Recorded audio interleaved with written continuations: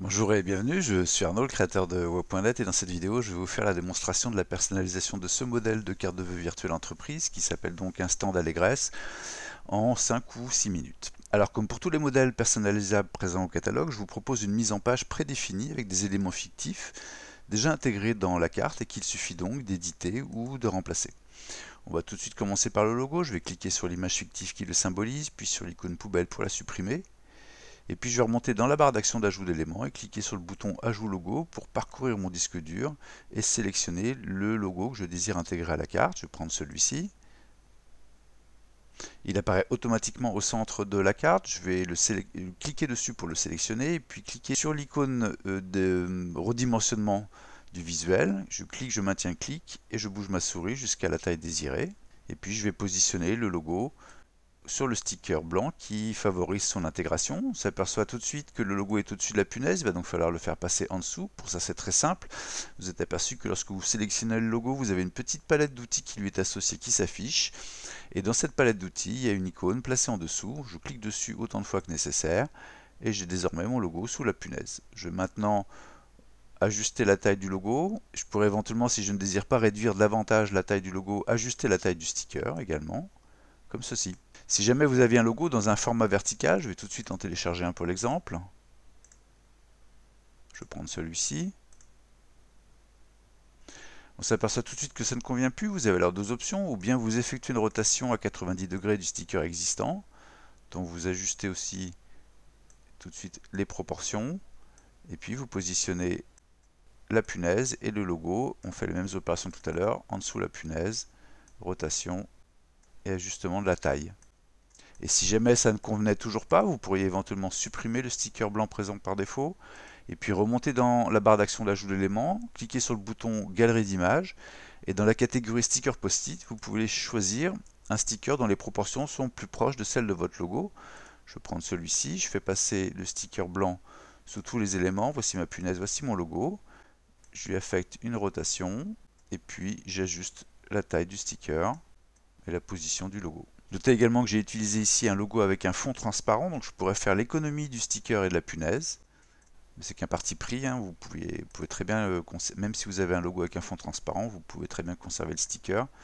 Mais vous pouvez aussi alléger visuellement la carte en intégrant le logo directement sur la carte sans sticker. Alors évidemment, il faut veiller à ce que le fond soit suffisamment clair, suffisamment contrasté avec le logo pour assurer une bonne lisibilité de ce logo. On va maintenant passer au message de vœux. Je vais cliquer sur le bloc texte qui contient le texte par défaut et puis nous allons éditer ce texte. Pour ça, deux solutions. La première, c'est double-cliquer dans le bloc texte, sélectionner le texte présent et taper le message de vœux désiré. Je vous souhaite une bonne année 2024. Je vais taper sur la touche entrée de mon clavier pour passer à la ligne suivante. Pleine de satisfaction, de projet et de réussite.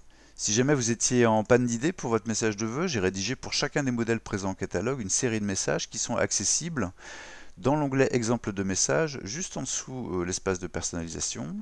Et vous y retrouvez ici des suggestions de messages. S'il y en a un qui vous convient, il suffit alors de le sélectionner, de faire un CTRL-C ou POM-C si vous êtes sur Mac pour le copier. Puis je vais maintenant vous montrer la deuxième façon d'éditer un bloc texte. Vous êtes aperçu que lorsque vous le sélectionnez, vous avez une palette d'outils qui lui est associée qui s'affiche, et dans cette palette d'outils il y a un bouton éditer qui ouvre un éditeur tout simple. Je supprime le texte présent et je fais un CTRL V ou POM V pour coller le texte que j'ai précédemment copié, comme ceci.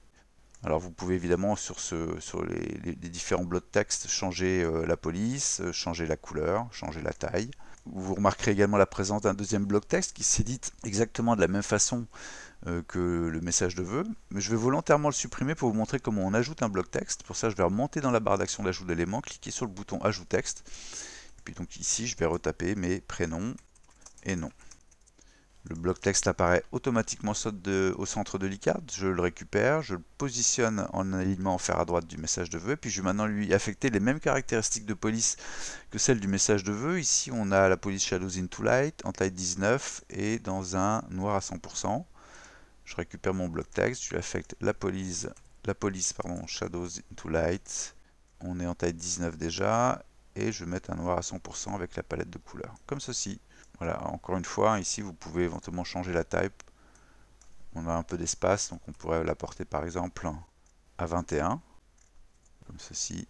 Donc on gagne peut-être un petit peu en lisibilité. Et je fais la même chose pour la signature.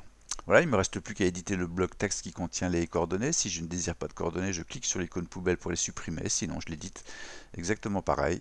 Dans l'éditeur, je vais taper mon adresse postale et puis mon téléphone.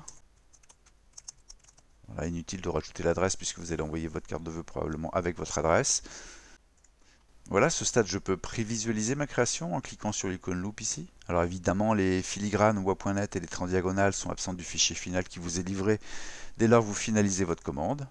Et si vous êtes satisfait de votre création, il ne vous reste plus qu'à cliquer sur le bouton Ajouter au panier pour finaliser la commande.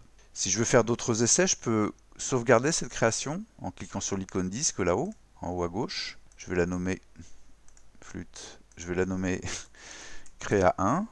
Et puis je peux maintenant, sans crainte, faire des modifications pour créer une variante. Alors ici, il y a peu de latitude parce que la carte est assez chargée en éléments, le titre, les différents visuels. Mais par contre, vous pouvez éventuellement changer la mise en page. Vous pourriez par exemple redéplacer les différentes fleurs si jamais vous changez le titre ici et que le titre est plus grand. Vous pouvez déplacer la petite fille qui saute à la corde, vous pouvez déplacer les fleurs. Vous pouvez modifier donc la police, la taille et la couleur de l'ensemble des textes, y compris le millésime. Par exemple, on pourrait l'accorder avec une des couleurs du... bon, c'est déjà un violet là, donc ça colle assez bien je trouve. Mais si jamais vous aviez d'autres teintes au niveau du logo, vous pourriez adapter par exemple la couleur du millésime. Ici, ce qu'on pourrait faire, si on pourrait dire par exemple, tiens, bah, finalement, instant d'allégresse, ça me suffit, je pourrais supprimer cet élément, remonter l'ensemble ici. Comme ceci, et puis au final du coup j'ai plus de place pour peut-être agrandir mon logo. Voilà, on peut décaler les fleurs, faire tomber les fleurs également sur le logo, ceci, et puis on peut, moi je trouve que cette police se marie très bien avec le style de la carte, mais si on pourrait éventuellement faire un autre essai avec une carte, avec une police un peu plus classique, hein, comme l'Open 100, auquel cas là il faudra adapter à nouveau la taille et sûrement l'interlignage. Ça va être l'occasion de vous montrer. Donc la taille, ben, on peut tout de suite la corriger. Ceci, on peut la mettre en italique. Il faudrait évidemment faire la même chose avec la signature. Ceci, la signature, là on la laisse en style normal. Et puis on va ajouter un tout petit peu d'interligne, comme ceci. Voilà, je vais sauvegarder ma deuxième création. Je clique sur l'icône disque, je la nomme Créa 2. Et je peux maintenant naviguer entre mes différentes créations en cliquant sur l'icône Charger une création, juste ici. Et donc je vais activer la création que je souhaite commander. Donc je revisualise la première, je revisualise la deuxième, je décide que finalement non, c'est la première que je souhaite commander, donc je l'active et je clique sur le bouton Ajouter au panier pour finaliser ma commande. Voilà, vous savez tout pour bien personnaliser ce modèle de carte de vœux. Merci beaucoup pour votre attention, bonne création et à très bientôt sur Word.net.